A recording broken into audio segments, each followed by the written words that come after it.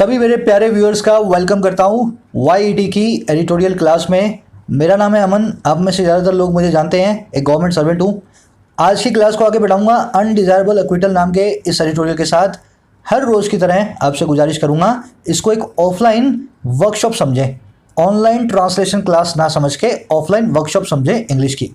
जहाँ मैं आपसे सवाल करूँ वहाँ पे उस सवाल का आप जवाब देने की कोशिश करेंगे। ऐसा समझें जैसे सर आपको एक कोचिंग सेंटर में पढ़ा रहे हैं, मैं आपके सामने बैठा हूँ। इससे आपका मैक्सिमम बेनिफिट निकलेगा। आप खुद बताना वीडियो के बाद में आप कैसा फील कर रहे हैं। शुरू करें फटाफट से। डोर को लॉक कर देना, हो सके तो हैंड्स फ्री यूज़ करना। पूरी वीडियो को एक साथ देखना फोकस के साथ। कह अनडिजायरेबल हो गया है एक्विटल। एक्विटल क्या होता है, ये वर्ड बहुत बार आया है ना। इससे रिलेटेड मैंने वोकैबुलरी भी आपको कई बार बताई है। आज सबको फटाफट रिवाइज कर लेते हैं। अनडिजायरेबल का मतलब होता है जिस चीज़ का आपका डिजायर ना हो, जो चीज़ आपको बिल्कुल भी पसंद ना हो, है ना, अनडिजायरेबल। तो कह रहे हैं कि अनडिजायरेबल सा एक्विटल आ गया है, किसी के बरी होने का काम आ गया, एक्विट होने का। अब देखो, बरी होने का मतलब होता है एक्विट होना। इसके बहुत सारे सिनोनिम भी हैं, एक्सोनरेट, विंडिकेट, एब्सॉल्व। आज अपने क्या करते हैं, सजा देने से, केस चलाने से रिलेटेड सारी वोकैबुलरी को एक साथ ले लेते हैं, उनसे जुड़ी फिक्स प्रपोजिशंस को भी देख लेते हैं। सबसे पहले आप किसी को अक्यूज़ करते हैं, किसी पे आरोप लगाते हैं।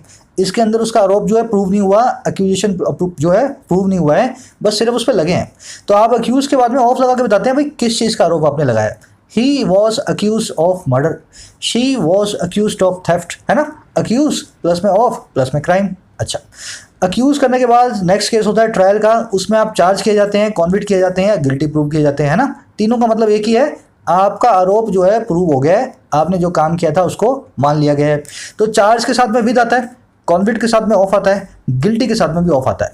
मैं लास्ट में बताऊंगा इनको याद कैसे करना है ना, अभी देखते जाओ। तो charge with murder, he was convicted of murder, he was guilty of murder. समझ गए ना। तो चार्ज, कॉन्विक्ट और गिल्टी, ऑफ और विद।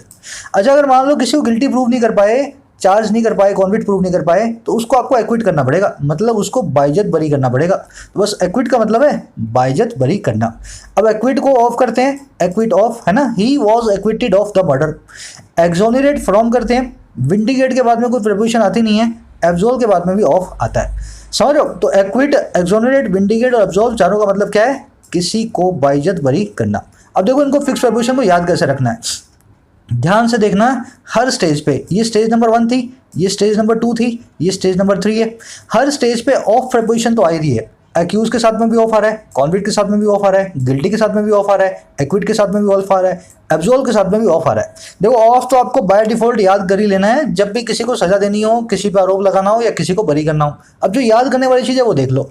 चार्ज के साथ में विद आता है, एक्सोनरेट के साथ में फ्रॉम आता है। बस याद करने वाली चीज़ें यही दो हैं, चार्ज विद, एक्सोनरेट फ्रॉम। बाकी सबके साथ तो ऑफ आएगा ही आएगा।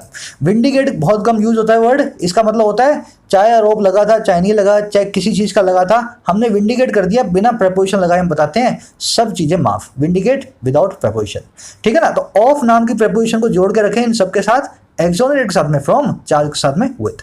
बढ़े आगे, ध्यान से देखना। आज टाइटल पैराग्राफ में कोई सेंटेंस नहीं बना हुआ है, इसने सिर्फ और सिर्फ है ना फ्रेज बना के छोड़ दिए बिना वर्ब के। देखना कैसे।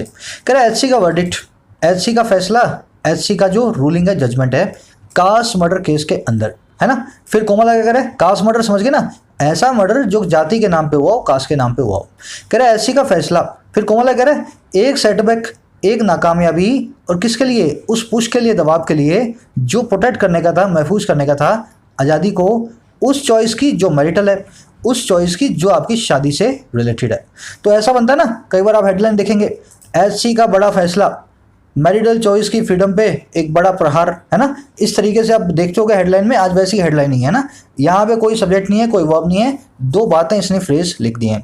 अब देखो इसकी वोकैबुलरी देखते हैं, बहुत अच्छी वोकैबुलरी आज की। वर्डिक्ट, वर्डिक्ट का मतलब होता है डिसीजन, कोर्ट का फैसला। इसके सारे synonym adjudication, ruling, decree, judgement और डिसीजन हो गए, है ना। वर्डिक्ट मतलब फैसला। सेटबैक होता है नाकामयाबी, आपको सेट कर दिया बैक, आगे जाना चाह रहे थे, किसी ने ला करके पीछे बैक में सेट कर दिया, आपको फेलियर दे दी, नाकामयाबी दे दी। इसका एक और मतलब भी होता है शॉक फ्रॉम फेलियर, नाकामयाबी का झटका भी सेटबैक कहलाता है।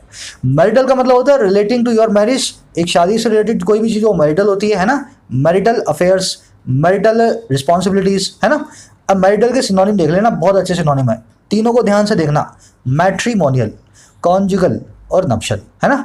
कॉन्जुगल और नप्शल को खास ध्यान देना, ये ऐसे सिनोनिम है जिनको बैंक और एसएससी वालों को बहुत प्यार है पूछने का बार बार, है ना। कॉन्जुगल मतलब जिसमें आप शादी ब्याह करते हो, नप्शल भी वही होता है आपकी मैरिड लाइफ। मैट्रिमोनियल आप जानते हैं, न्यूज़पेपर में एक अलग से पेज होता है जहां पे आप एडवर्टीजमेंट देते हैं, है ना, लड़का लड़की ढूंढने के लिए, आपके खुद के लिए। वेबसाइट्स भी होती है मैट्रिमोनियल, है ना, शादी.com जैसा।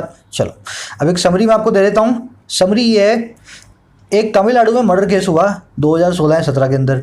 उस केस में हुआ क्या था, लड़की के पापा ने लड़की और उसका जो हस्बैंड था, जिन्होंने जानबूझ करके घर वालों के खिलाफ जाकर की शादी की, है ना। कुछ एससी वैसी का केस था, कोई शेड्यूल कास्ट का था और लड़की जो थी वो अपर क्लास की थी। तो उसके फादर ने, ऐसा कहा जाता है कि लड़कों को बुलवा करके कुछ गूंस को, कुछ गुंडों को भिजवा करके लड़का और लड़की को मरवाने की कोशिश की। लड़की बच गई, लड़का मर गया। 35-36 बार उसको स्टैब किया गया, उसको चाकुओं से मारा गया। अब वो लड़की ने क्या किया, अपने फादर के खिलाफ केस कर दिया कोर्ट में। फादर के खिलाफ केस चला, लोअर कोर्ट ने फादर को मौत की सजा दी। अपर कोर्ट में केस गया एससी के अंदर। एससी ने फादर को बेनिफिट ऑफ डाउट देते हुए छोड़ दिया और 6 जो गुंडे थे उनको लाइफ टाइम की पनिशमेंट दे दी, 25-25 साल की। अभी अपना एडिटोरियल क्या कह रहा है, कह रहा है कि ये ऐसा केस था जिसमें कास्ट मर्डर का हमने एक सिंबॉलिक बना दिया था इसको, है ना। क्यों आप अपर कास्ट वाले लोअर कास्ट वालों को शादी करने पे मारते हो। तो कह रहा है एक बहुत सिंबॉलिक केस था और बड़ी उम्मीदें थी इसको सभी को, है ना। इस केस से हमें लगता था कि इस केस में जस्टिस मिलेगा तो लोगों को समाज में एक अच्छा एग्जाम्पल पता लगेगा कि अपर कास्ट वाले लोग जो हैं लोअर कास्ट वाले लोगों को ऐसे मार नहीं सकते शादी ब्याह के मामलों में। कह रहा है पर इस केस के, मर्डर केस के अंदर फादर को छोड़ देने के कारण, एक्विट कर देने के कारण अभी के बैड एग्जाम्पल बन जाएगा, है ना। दूसरे कई अपर कास्ट वाले लोगों को जो कि गलत काम करना चाहते हैं, अब उनको इससे बढ़ावा मिलेगा। कह रहा है मैं आशा करता हूँ, एडिटोरियल कह रहा है कि ये केस जब एससी में जाए, सुप्रीम कोर्ट में जाए, तो सुप्रीम कोर्ट फिर से जांच पड़ताल करे, शुरुआत से पूरे केस को देखे, क्योंकि ये केस बहुत इंपॉर्टेंट है कास्ट मर्डर्स को रोकने के लिए। समझ गए ना। बस इसकी यही समरी आज के एडिटोरियल की, सिंपल लैंग्वेज मैंने आपको बता दी है। कोशिश करें इस समरी को लिखने की। कमेंट सेक्शन में आप लिखते हैं, आपकी राइटिंग स्किल्स अच्छी होती हैं। किसी का मुझसे सवाल था, सर समरी तो लिखनी आती नहीं हमें, शुरू कहाँ से करें। सर्च करना यूट्यूब के अंदर English writing skills by YET। 5 playlist, 5 जो है ना वीडियोज आएंगी एक प्लेलिस्ट में। 5 वीडियोज मैंने आपको बताया अपने दिमाग की थॉट्स को कैसे इंग्लिश में लिखा जाए, है ना। सर्च करें और देखें कैसे समरी लिखी जाती है। अब फटाफट से आपको मैं आज की टोन बता देता हूँ। आज की टोन है डिसहार्टनिंग और डिसअपॉइंटेड। बहुत ही ज़्यादा डिसअपॉइंटेड अपना एडिटोरियल, बहुत ही ज़्यादा इसका दिल टूट गया है, हार्ट ब्रोकन है, बस इसकी यही टोन है। तो तीनों टोन्स मान सकते हो आप, हार्ट ब्रोकन, डिसहार्टनिंग और डिसअपॉइंटेड। तीनों के अंदर ये बता रहा है मेरा दिल टूट गया है इस मर्डर केस के अंदर जस्टिस ना होने के कारण। बढ़े आगे, चलो। कह रहे there is understandable disbelief and shock over the Madras high court's judgment acquitting a man found guilty of ordering the heinous murder of a Dalit youth married to his daughter. कह रहे वहाँ है, देयर इज, वहाँ है एक समझा जा सकने वाला understandable disbelief and shock. Disbelief क्या होता है, जिस चीज़ पर आप विश्वास ना कर पाए, बिलीफ ना कर पाए। शॉक क्या होता है, झटका।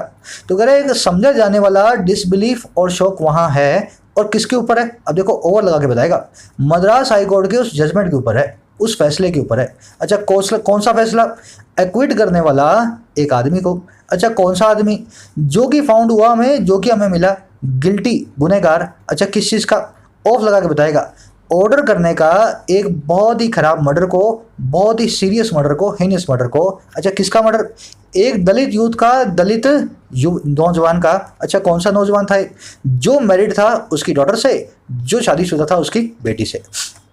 समझे सेंटेंस को, सारा सेंटेंस एक बार रिपीट करता हूँ, फिर इसकी ग्रामर में आएंगे। बहुत अच्छा आज का वोकैबुलरी और ग्रामर है। एक बड़ा ही समझा जा सकने वाला डिसबिलीफ है और शौक है मद्रास हाई कोर्ट के उस जजमेंट पे, जो एक्विट करने वाली एक आदमी को, जो फाउंड हुआ था गुनहगार, ऑर्डर करने का एक बहुत ही खराब मर्डर को एक दलित नौजवान का, जो मैरिड था उसकी, इस आदमी की बेटी से। तो अपने दामाद को मरवाने वाला आदमी था। बड़ा ही शौक है सबको कि इसको कैसे कोर्ट ने छोड़ दिया। आ जाओ सेंटेंस की ग्रामर में। देखो हीनस क्या होता है, पहले वोकैबुलरी देख लेते हैं।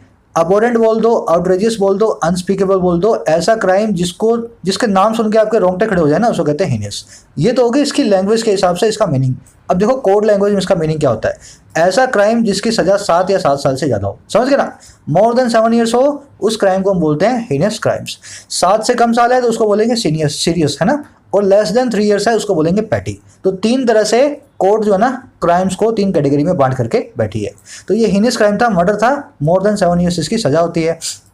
अब दूसरी चीज़ देखने वाली, गिल्टी के बाद में ऑफ लगा है।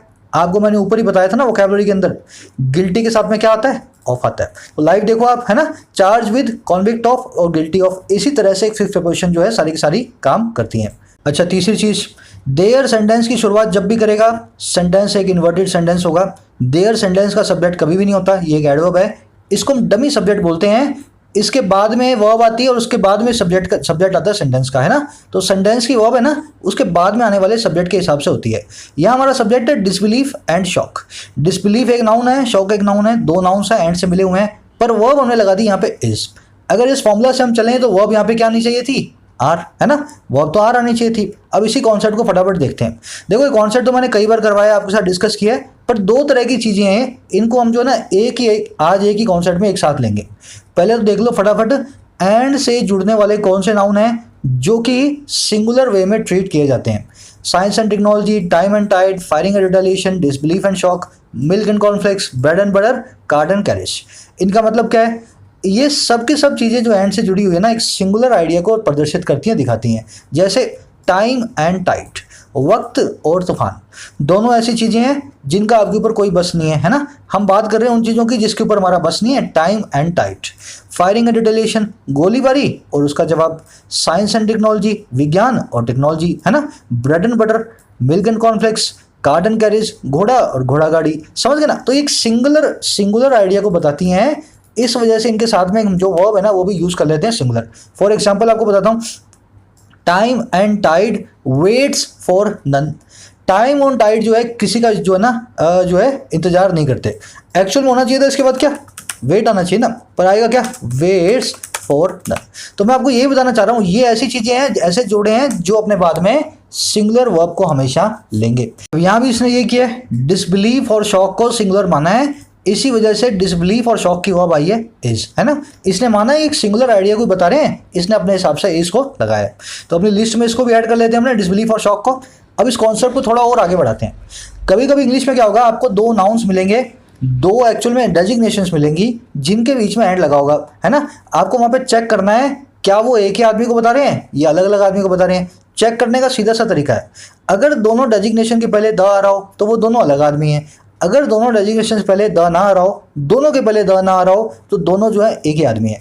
एग्जाम्पल देता हूं आपको, the trustee and chairman have move to another city. ये सवाल बहुत बार पूछा गया है, वैसा का वैसे ही उठा करके मैं आपके सामने इस सेंटेंस को रख रहा हूँ। The trustee and chairman have move to another city. भाई एक ट्रस्टी था और एक चेयरमैन था, मूव कर गए दूसरी सिटी में, दूसरे शहर में, है ना। अब यहाँ पे हैव जो है ना वो गलत है, क्योंकि ये ट्रस्टी और चेयरमैन एक ही आदमी है। सर आपको कैसे पता लगा, देखो इसके आगे अगर द नहीं आया ना, इसके आगे अगर ये वाला द नहीं आया ना, इसका मतलब क्या है, ये दोनों एक ही आदमी है। जैसे ये द आएगा ना, तब मुझे पता लगेगा ट्रस्टी हो रहा है, चेयरमैन हो रहा है, दोनों अलग अलग आदमी हैं, तो हैव आ जाएगा। अब यहाँ पे द नहीं था, तो मैं क्या लगाऊंगा यहाँ पे, इस केस में लगाऊंगा हैज। सिंगुलर वर्ब आएगी, हैज आएगी, इज आएगी, वॉज आएगी। और देखो, the PM and the chairman of NITI Aayog is going to address the meeting. PM साहब और चेयरमैन साहब जो है नीति आयोग के एड्रेस करने वाले हैं इस मीटिंग को। आपका कॉमन सेंस कब बोलेगा, सर नीति आयोग का चेयरमैन तो पीएम ही होता है ना। अगर उसके हिसाब से देखूं तो ये द यहाँ पे गलत आया हुआ है ना।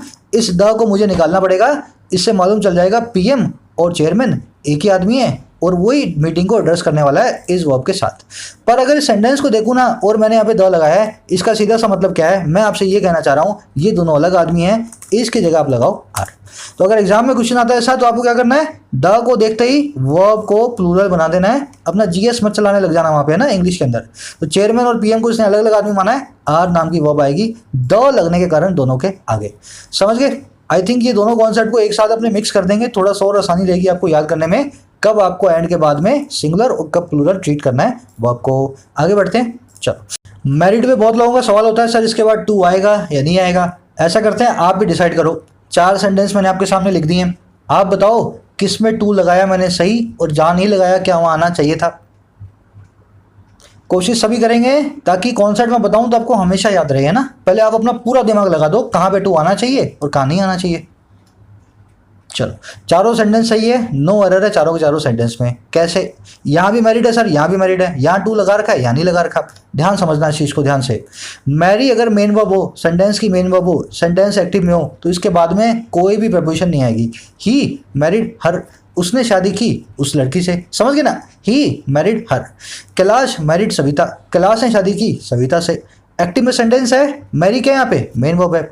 अगर इस सेंटेंस को कैलाश मैरी सविता को मैं पैसिव में बनाना चाहूँ तो मैं कैसे बनाऊंगा, Savita was married to Kailash by his parents. Savita की शादी की गई कैलाश के साथ उसके पेरेंट्स के द्वारा। बाय हर पेरेंट्स लिखना चाहिए ना, हर भी लिख सकता हूँ, हिज भी लिख सकता हूँ, मान लो किसी के भी पेरेंट्स हो, दोनों में से। Savita was married to Kailash by her parents. इस केस में मैरिड क्या होगी, है तो मेन वर्ब पर ये है पैसिव की वर्ब। अगर ये पैसिव सेंटेंस है तो मैरिड अपने बाद में टू नाम की प्रेपोजिशन को लेगा, समझ गए ना। दूसरा केस क्या है, अगर मैं यहाँ से हर पेरेंट्स को निकाल दूं, हर पेरेंट्स को निकाल दूं तो ये सेंटेंस फिर भी एक्टिव में बन जाएगा, मैरिड एक एडजेक्टिव का काम करेगा। Savita was tall, Savita was handsome, Savita was married, समझ गए ना। सविता वॉज इन्वॉल्व्ड, तो ये मैरिड, हैंडसम, टॉल ये सबके सब पास्ट पार्टिसिपल का काम कर सकते हैं, एक एडजेक्टिव का काम कर सकते हैं। इस केस में भी इसके बाद में टू आएगा। तो मैरी जब जब आप मेन वर्ब की तरह यूज करेंगे, he marriage her, he married her, he will marry her, इसके बाद में टू प्रपोजिशन नहीं लगानी। जब मैरी को आप पैसिव वॉइस में यूज करें या मैरिड को एज एन एडजेक्टिव यूज करें वर्ब की थर्ड फॉर्म को, इसके बाद में टू प्रपोजिशन आएगी। तो young youth who was married to his daughter, तो यहाँ पे हु वॉज नहीं लिखा हुआ, मैरिड एक एडजेक्टिव का काम कर रहा है, इसलिए यहाँ पे एक टू लगाना है, समझ गए ना। आगे बढ़ते हैं। कह रहा वाइल द लोअर कोर्ट, ये अब याद करने की चीज कोशिश करते हो ना, सर मैरी के बाद में टू आएगा या नहीं आएगा, तो ये सीधा सा जवाब नहीं होता इसका, आपको चेक करना पड़ेगा मैरी काम क्या कर रहा है, वर्ब का काम कर रहा है, एक्टिव में तो नहीं आएगा, अदरवाइज आएगा, है ना।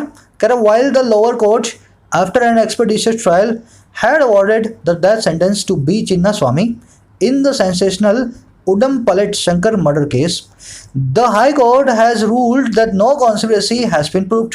कह रहे जहां लोअर कोर्ट ने एक बहुत तेजी से एक्सपेडिशियस चलने वाले ट्रायल के बाद, कोर्ट के केस के बाद अवार्ड किया था, दे चुकी थी डेथ सेंटेंस को, मौत की सजा को बी चिन्ना स्वामी नाम के इस आदमी को, इस सेंसेशनल उडमपल्लेट उडमालपेट शंकर मर्डर केस के अंदर।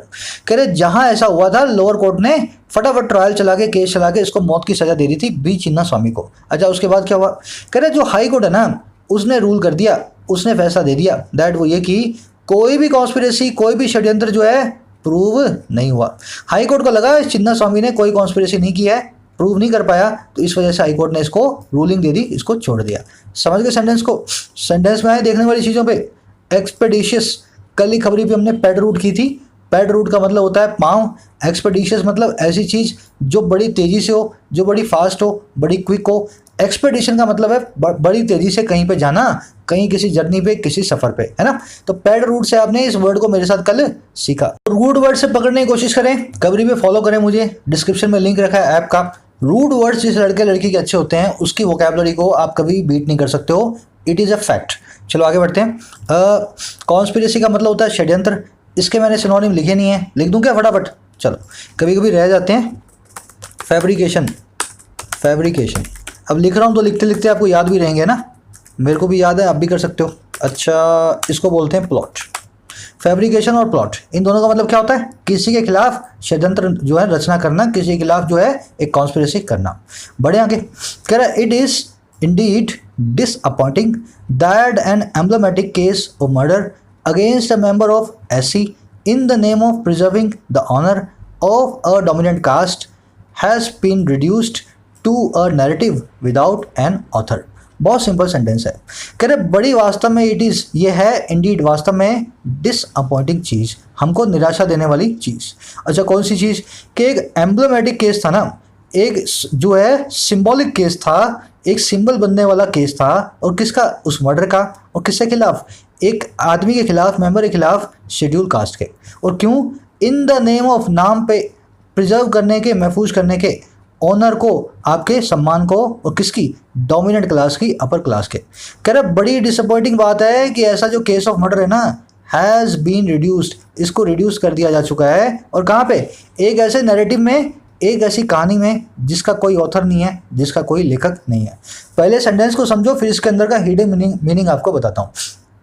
कह रहा बड़ी इंडीड डिसअपॉइंटिंग बात है कि एक सिंबॉलिक केस था मर्डर का, एक ऐसे आदमी का, मेंबर का जो शेड्यूल कास्ट का था, और मर्डर हुआ है नाम पे, प्रिजर्व करने के आपके सम्मान को, आपकी इज्जत को, जो कि है डोमिनेंट क्लास की, अपर क्लास की।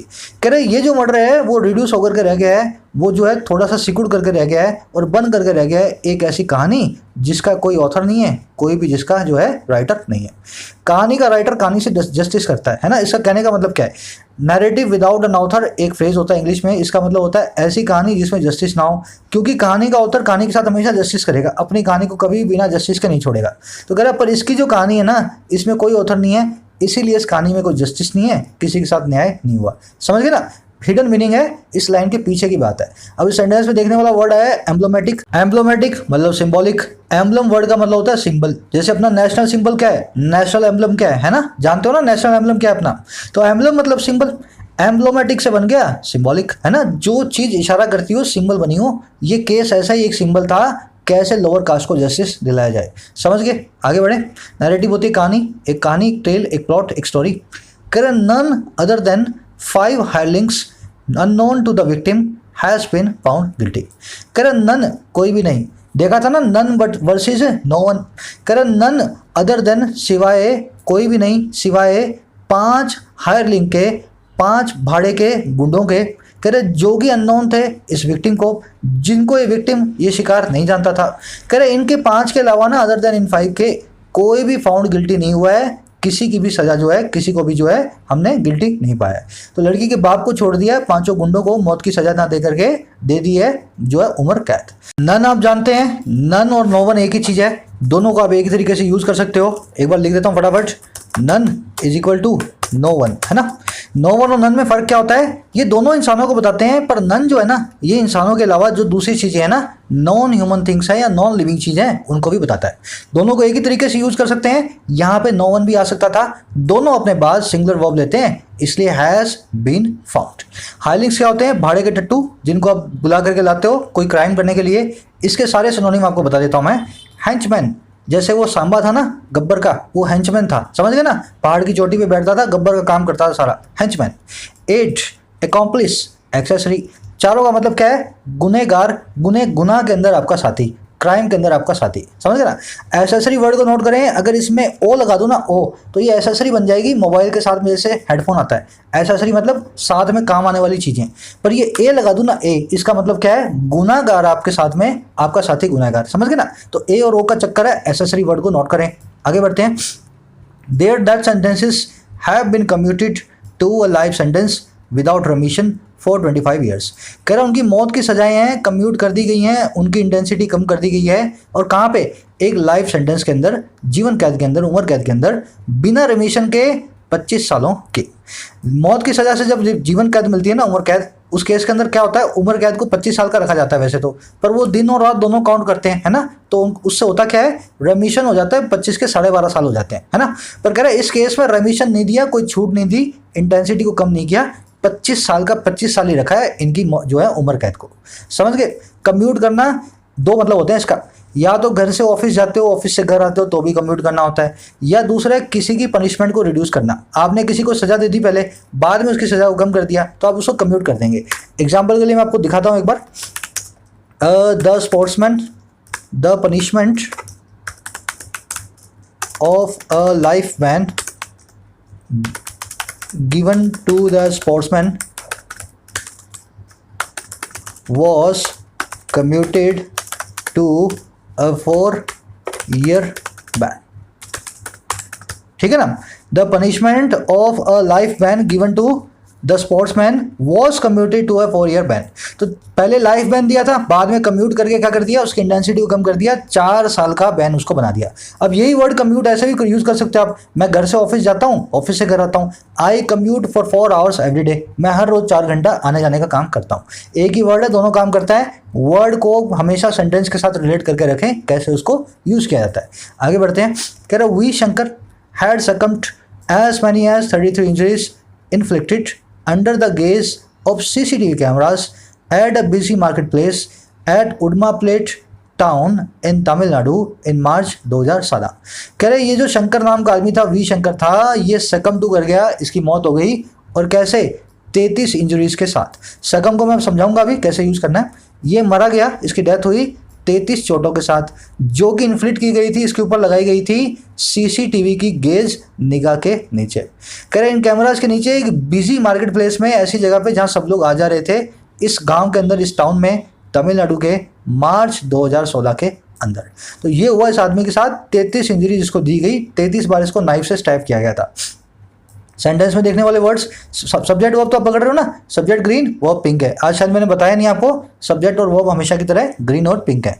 देखो सकम टू फिक्स प्रपोजिशन है, इसके बाद टू हमेशा आएगा ही आएगा। इसके दो मीनिंग है, या तो आप सरेंडर कर दें या आप मर जाएं, है ना। आप मतलब कोई भी इंसान सकम टू हो जाए तो वो मर जाता है। एग्जाम्पल के लिए मैं इसको यूज करके दिखाता हूँ। She succumb to the wishes of her adamant daughter. उसने सरेंडर कर दिया विशेस के सामने, इच्छाओं के सामने, उसकी आइडियल बेटी के, है ना। तो बड़ी इच्छा करती होगी, उसकी बड़ी विशेष होगी, उसके सामने उसने सरेंडर कर दिया, जो उसने मांगा बेटी ने ला करके उसको दे दिया। और she succumb to her injuries, और वो मारी गई अपनी इंजरीज के सामने। अब यहाँ पे सकम टू इंजरीज की जगह कैंसर भी हो सकता था, HIV भी हो सकता था, डिप्रेशन भी हो सकता था, समझ गए ना।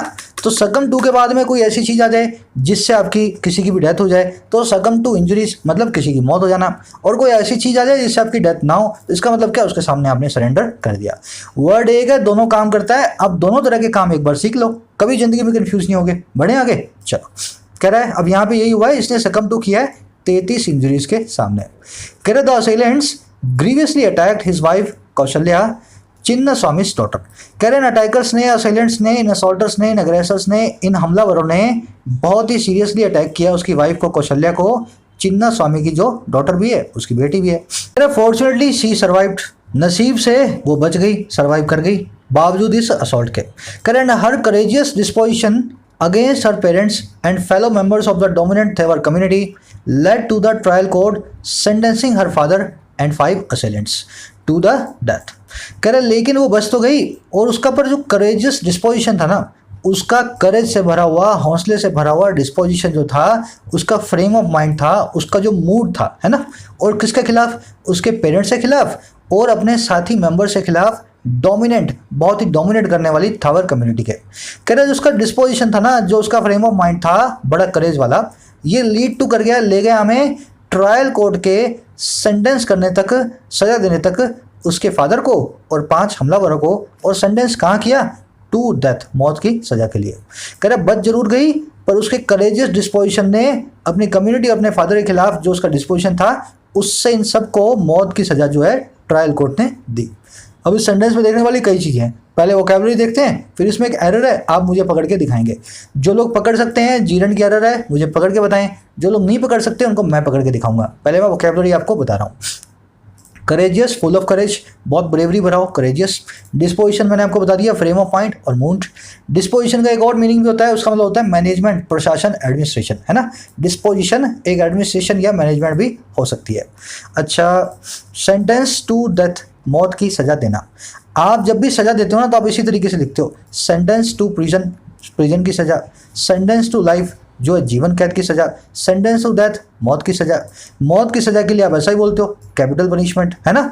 और इसके लिए एक फ्रेज भी है, send someone to gallows. Gallows होता है फांसी का तख्ता, है ना। तो किसी को सेंड कर रहे हो तो वहां पे घूमने फिरने थोड़ा ना भेज रहे हो आप, वहां पे उसको मौत की सजा देकर के आप भेज रहे हो। तो सेंटेंस टू के बाद में आप हमेशा देखेंगे लाइफ, डेथ और प्रिजन होता है, इसी तरीके से इसको हम यूज करते हैं। ये दोनों फ्रेजेस को याद रखें, capital punishment and send someone to gallows. अब जिन लोगों ने जीरन की वीडियो देखी है, अपनी ग्रामर वीडियोस को फॉलो कर रहे हैं, वो लोग इस एरर को ढूंढ पाए होंगे।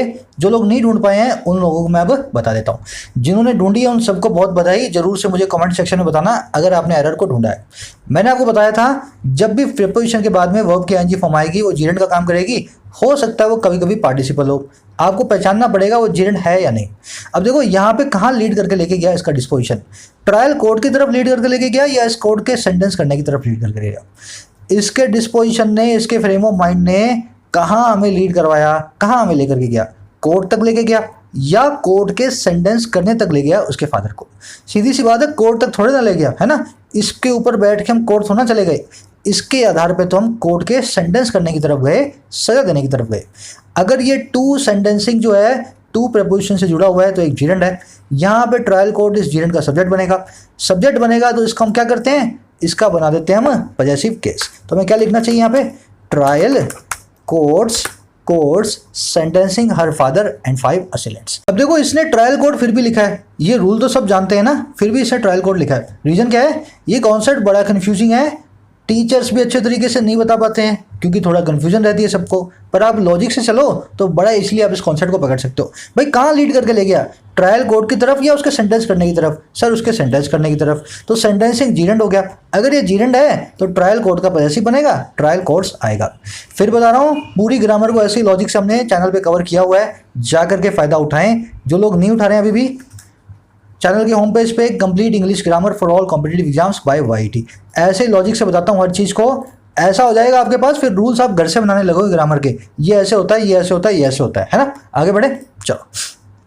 करें the verdict was a shot in the arm for progressive sections concerned about raising trend in murders and attacks related to caste pride। करे जो वर्डिक्ट था ना, ये जो फैसला था सेंटेंस करने का ट्रायल कोर्ट का, मौत की सजा देने का, ये जो जजमेंट था एक शॉट इन द आर्म की तरह था, एक बूस्टर की तरह था। किसके लिए? एक आगे बढ़ते हुए डेवलप करते हुए सेक्शंस के लिए जो कि कंसर्न थे, जो कि बड़े चिंतित थे। और किस बारे में? उस राइजिंग ट्रेंड के बारे में, बढ़ते हुए उठाव के बारे में, रुझान के बारे में, जो कि है मर्डर्स का और अटैक्स का, और वो अटैक्स जो रिलेटेड हैं कास्ट के, जाति के सम्मान से, कास्ट प्राइड से। तो कह रहे जो वर्डिक्ट आया था इससे सब निजी जातियों को, जो जातियां प्रोग्रेस करने में अभी लगी हुई हैं, उनको बड़ा जो है, जो कंसर्न थे ना, उनके लिए शॉट इन द आर्म की तरह था, बड़े बूस्टर की तरह था। सेंटेंस में देखने वाली चीज इसी पे आ जाओ, शॉट इन द आर्म, इसका मतलब होता है किसी को बहुत जल्दी बूस्ट करना, किसी को एनकरेजमेंट देना। कैसे याद रखा जाए? जब आप किसी को कहते हो ना हाथ पे उसके हल्की सी थपकी दे करके, क्या बोलते हो? शाबाश शाबाश। बस ये वही होता है इंग्लिश में, शाबाश है इंग्लिश की, समझ गए ना। A shot in the arm, किसी के हाथ पे थपकी देना, किसी को शाबाशी देना, ये वर्डिट वही था, शाबाशी था इन सब लोगों के लिए। समझ गए ना कैसे याद रखना है इसको? कास्ट और कास्ट दो अलग वर्ड्स हैं, एक के आगे ई आता है, एक के आगे ई नहीं आता। जिसके आगे ई आता है वो होती है जाति, जिसके आगे ई नहीं आता वो होती है वर्ब। वर्ब का मतलब होता है कास्ट का फेंकना, और इसका मतलब आपको बता दिया मैंने, जाति। ये खास वर्ब है, इसकी तीनों फॉर्म्स एक ही रहती हैं। ब्रॉडकास्ट भी इसी से बना है, फोरकास्ट भी इसी से बना है, सबकी आप V1 V2 V3 को एक जैसा ही रखते हैं। तो दो अलग अलग वर्ड्स हैं, इनको मिक्स ना करें। चलो आगे बढ़ते हैं। कह रहे the exoneration of Kausalya's family impedes the social agenda of protecting the freedom of women to make marital choice, marital choices. कह रहे जो एक्सोनरेशन है ना, जो एक्विटल आया है, बरी होने का काम आया है कौशल्या की फैमिली का, ये एक्सोनरेशन का काम है, बरी करने का काम है ना, इंपीड करता है, रोकता है, रास्ते का रोड़ा बनता है उस सोशल एजेंडा के, उस सामाजिक प्लान के, जो कि है प्रोटेक्ट करने का आज़ादी को, औरतों की, बनाने की, उनकी शादी की चॉइस को, मैरिटल चॉइस को। तो अब इससे क्या होगा, और लड़कियां डरेंगी क्योंकि उनको पता लग गया कोर्ट भी जो है माँ बाप को सजा नहीं देती है अगर लड़के को मर्डर कर दें तो। समझ गए सेंटेंस को? एक्सोनरेशन के बाद में मैंने आपको बताया फ्रॉम आना चाहिए, सर यहाँ तो ऑफ आ गया। अब जो लड़का मुझे बता सकता है ना, अभी यहाँ पे फ्रीज करके बताना, अपने आप से पूछो आप, क्या ये चीज़ मुझे बतानी चाहिए क्या आपको? एक्सोनरेशन के बाद में फ्रॉम क्यों नहीं आया, ऑफ क्यों आया? आपने तो बताया ना सर फ्रॉम आता है, यहाँ ऑफ क्यों आया? अरे मेरे भाई, एक्सोनरेशन किस चीज़ से हुआ वो बताते हैं हम फ्रॉम लगा के। Exoneration, exoneration from murder, exoneration from rape, exoneration from all charges. Exoneration from लगा के क्या बताओगे, किस चीज़ से एक्सोनरेशन किया? अच्छा, ऑफ लगा के क्या बताओगे? एक्सोनरेशन ऑफ राम फ्रॉम मर्डर। समझ गए ना मेरी बात को? तो ऑफ लगा के आप क्या बता रहे हो भाई, किसका एक्सोनरेशन, किसको बरी किया गया, और फ्रॉम लगा के बता रहे हो किस चीज़ से बरी किया गया। तो फ्रॉम वो वाला फ्रॉम है, यहाँ पे ऑफ देख करके अभी सवाल मत पूछना सर फ्रॉम क्यों नहीं आया यहाँ पे, है ना। आगे बढ़े। इंपीड के सबसे नोट करें, रोकना किसी को, ऑफसेट करना, स्टॉप करना, हिंडर करना। कह रहे the failure to prove the conspiracy charge reflects poorly on the investigation and prosecution. कह रहे जो फेलियर है, जो नाकामयाबी है प्रूव करने की, साबित करने की, कॉन्स्पिरेसी के चार्ज को, षड्यंत्र के चार्ज को, कह रहे फेलियर रिफ्लेक्ट करता है, दिखाता हमें बहुत ख़राब तरीके से इन्वेस्टिगेशन को और प्रोसिक्यूशन को। कैसे ख़राब तरीके से इन्वेस्टिगेशन की गई और कितने ख़राब तरीके से सरकारी वकील ने केस लड़ा, प्रोसिक्यूशन ने प्रोसिक्यूट किया। तो कह रहे यही चीज़ इस फेलियर से हमें दिखती हैं। कह रहे the main question that arises is who had sent the assailants to eliminate the couple if not Kausalya's parent। कह रहे सबसे बड़ा सवाल है ना, जो मेन क्वेश्चन है, जो कि उठ खड़ा होता है, इस वो है किसने भेजा था, हैड सेंट किया था इन हमलावरों को मारने के लिए इस कपल को, अगर नहीं भेजा था कौशल्या के पेरेंट्स ने। तो कह रहा आपने इनको बरी कर दिया। अब सवाल का जवाब भी दो, कोर्ट ही बताए कि कौन था भेजने वाला। इन्वेस्टिगेटर बताए किस आदमी ने कौशल्या के पेरेंट्स की जगह पे इस कपल को मारने के लिए भेजा था। समझ गए सेंटेंस को? आप देखो कॉमन सेंस की बात कर रहे हैं, बिल्कुल कॉमन सेंस है इस सेंटेंस में। अब इस सेंटेंस में देखने वाली चीज एलिमिनेट करना, किसी को किल करना, फिनिश करना, डिस्ट्रॉय करना, एनिहिलेट करना, मारना। अच्छा, आपको मैंने राइज वर्सेस रेज तो बता दिया। रेज मतलब खड़ा करना, राइज मतलब खुद उठ खड़े होना। राइज के बाद में कभी वर्ब कोई भी ऑब्जेक्ट नहीं आएगा, रेज के बाद में ऑब्जेक्ट हमेशा आएगा। अब देखो एक अराइज भी होती है तीसरी, इसका काम वही है जो राइज का होता है, पर ये कौन सी चीज खड़ी होती है? इसमें सवाल, डाउट, सिचुएशन, शक, क्वेरी, जरूरत, डिफिकल्टी, परेशानी। समझ गए ना? तो ये चीजें राइज नहीं होती, ये चीजें होती हैं अराइज। इन सब के साथ आप अराइज नाम के वर्ड को हमेशा कनेक्ट करके चलें। राइज और अराइज एक जैसे ही हैं, इनके बाद में कभी भी ऑब्जेक्ट नहीं आएगा। इनकी वर्ब की फॉर्म्स भी एक जैसी हैं, राइज, रोज, रीजन। अराइज, रोज, रीजन। समझ गए ना? बस काम भी इनका एक जैसा है, पर अराइज करेंगे इन चीज़ों को। इसके अलावा कोई चीज़ खुद खड़ी हो रही हो तो आप हो जाएंगे राइज करने वाले। समझ गए ना? चलो आगे बढ़ते हैं। कह रहा it is Indeed true that a conspiracy ought to be proved through an unbroken chain of circumstances and that strong suspicion cannot take the place of proof। कह रहे ये भी वास्तव में सच है, इट इज़ ट्रू। क्या कि कॉन्स्पिरेसी है ना, उसको प्रूव किया ही जाना चाहिए, उसको जरूर ही साबित किया जाना चाहिए। और कैसे? एक बिना टूटी जंजीर के सर्कमस्टेंसेस की, मतलब पूरी चीज़ों का, घटनाओं का हमें पता होना चाहिए, तभी एक कॉन्स्पिरेसी को ऐसे प्रूव किया जा सकता है। कह रहे सच है ये वाली बात भी, कॉन्स्पिरेसी को प्रूव करना जरूरी है। कह रहे जो स्ट्रॉन्ग सस्पिशन है ना, बहुत ज़्यादा शक है, वो नहीं ले सकता प्लेस, जगह प्रूफ की जो है सबूतों की। कह रहा ये बात भी सच है, सिर्फ सस्पिशन, शक के आधार पे, बिना प्रूफ के, बिना कॉन्स्पिरेसी को प्रूव किए हम किसी को सजा नहीं दे सकते। समझ गए ना सेंटेंस को? सेंटेंस में देखने वाली चीज, सब्जेक्ट वो पकड़ते रहना, कॉन्स्पिरेसी वर्ब आ गई ought to be, strong suspicion verb आ गई कैन नॉट टेक। अब देखने वाली चीज पे आ जाओ। ought to होता क्या है? आपको पता है, should, must, has to, have to, ought to सबका काम एक ही है, किसी चीज को मजबूर करना आपको करने के लिए, किसी चीज की आपको ज्यादा जरूरत दिखाना। ought to का मतलब यही है, शुड का मतलब भी है, मस्ट का भी, और हैव का भी, हैव टू का भी यही। बस इनकी सबकी इंटेंसिटी में फर्क है।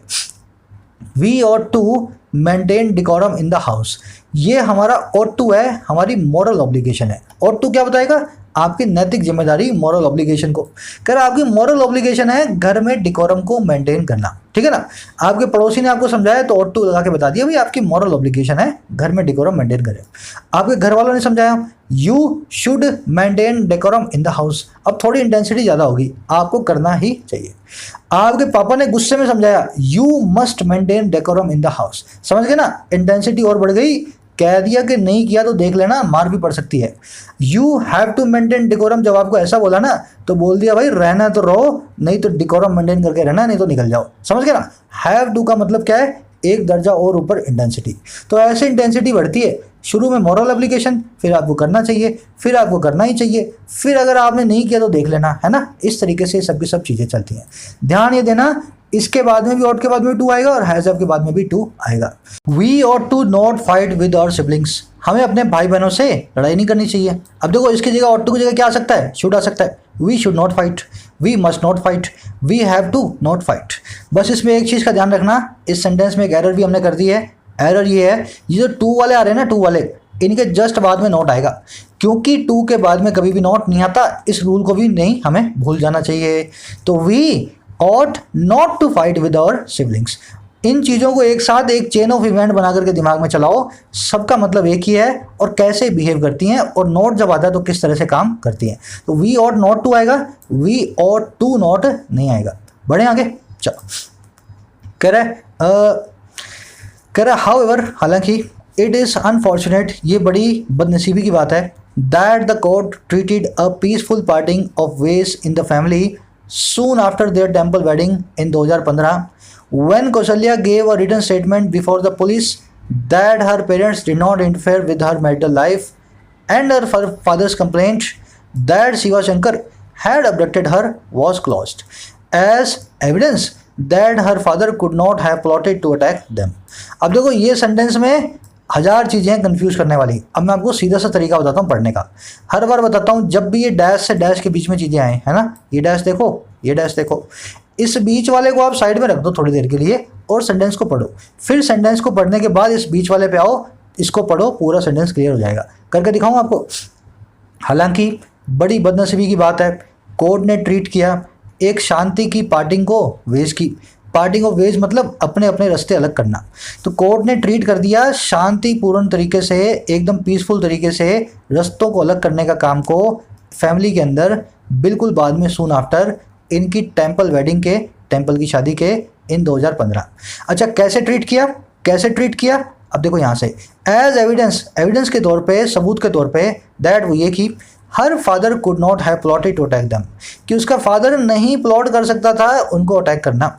उसका फादर इस चीज़ को, कॉन्स्पिरेसी को बिल्कुल भी अंजाम नहीं दे सकता था। समझे कितना इजी हुआ? कह रहा बड़ी बदनसीबी की बात है, कोर्ट ने इनके रास्ते अलग करने के काम को मैरिज के बाद जो है टेंपल की 2015 में इस तरीके से एविडेंस के तौर पे जो है इसको लिया। अब आ जाओ बीच वाली चीज़ पे, है ना, वेडिंग के बाद क्या हुआ था। कह रहे जब कौशल्या ने दे दी थी एक रिटन स्टेटमेंट पुलिस के सामने कि उसके पेरेंट्स ने इंटरफेयर नहीं किया उसकी मैरिटल लाइफ के साथ, और उसके फादर की कंप्लेंट जो थी कि शंकर जो था उसने अपडेट किया था, उसने जो है हाईजैक किया था उस लड़की को, वॉज क्लोज, इसको क्लोज किया गया। कह रहे जब ये दोनों काम भी हुए थे 2015 में, फादर ने अपनी कंप्लेन वापस ले ली लड़की को अपहरण करने की, और लड़की ने लिख करके दे दिया पुलिस के सामने कि मेरे साथ कोई इंटरफेयर मेरे फादर नहीं करते हैं मेरी मैरिटल लाइफ में। तो कह रहे इस काम के बाद 2015 के अंदर फिर भी कोर्ट ने इसको एविडेंस मान लिया कि फादर ने प्लॉट नहीं किया इस अटैक को। अब समझे सेंटेंस को? मेरे ख्याल से समझ में आ गया होगा। ट्रिक क्या है? बीच वाले को साइड में रख दो, सेंटेंस को पढ़ो, फिर बीच वाले को फिर से पढ़ो। अब इस सेंटेंस में देखने वाली चीज़ देख लेते हैं। देखने वाला कुछ है नहीं, एब्डक्ट करना, किसी का अपहरण करना, किसी को हाईजैक करना है ना, उठाकर ले जाना। अब इसमें देखने वाली चीज़ आई है कुड नॉट हैव प्लॉटेड। आज एक काम करते हैं, आपको मैंने मॉडल्स तो बहुत बार करवाई है ना, आज एक काम करो, आप मॉडल्स को कैसे पास्ट में अपने यूज़ करते हैं उससे अपने ये वाली स्ट्रक्चर्स को समझेंगे। Could have, should have, would have कैसे बनती है। देखो, we should follow the rules, हमें रूल्स को फॉलो करना चाहिए, है ना, we should follow the rules. अब इसको पास्ट में बनाना मुझे, है ना, पास्ट में मतलब भूतकाल में। तो आप क्या बनाना चाहोगे? आप ऐसे बनाओगे, we should, just a minute, should followed the rules, है ना। आप क्या करोगे? सर फर्स्ट फॉर्म की जगह मैं सेकंड फॉर्म यूज कर देता हूँ वर्ब की। बात तो वही है, वर्ब की सेकंड फॉर्म पास्ट को बताती है, मैंने फॉलोड लिख दिया। अब दिक्कत क्या हुई? दिक्कत ये हो गई कि शुड के बाद में वर्ब का बेनिफिटिव आता है, मतलब शुड के बाद में तो फॉलो ही आएगा अगर फॉलो आएगा तो। अब देखो फॉलो आ नहीं सकता, फॉलो तो वर्ब की फर्स्ट फॉर्म है जो अपने पेरेंट में यूज़ होती है, फॉलोड तो हमें यूज़ करना ही है। अब इसका एक इलाज करते हैं। इलाज क्या है? इसके बीच में दूसरा कोई बेनिफिटिव लगा दो जो कि पास्ट को भी बताता हो और इस फॉलोड के पहले भी फिट हो जाए। अब वो बेनिफिटिव कौन सा है? हैव फैमिली का हैव। समझ गए? शुड के बाद में हमेशा क्या आएगा? हैव आएगा, हैज और हैड नहीं आएगा। We should have followed the rules. जैसे ही आपने किया ना, ये पूरी की पूरी चेन ऑफ इवेंट बन गई। कैसे?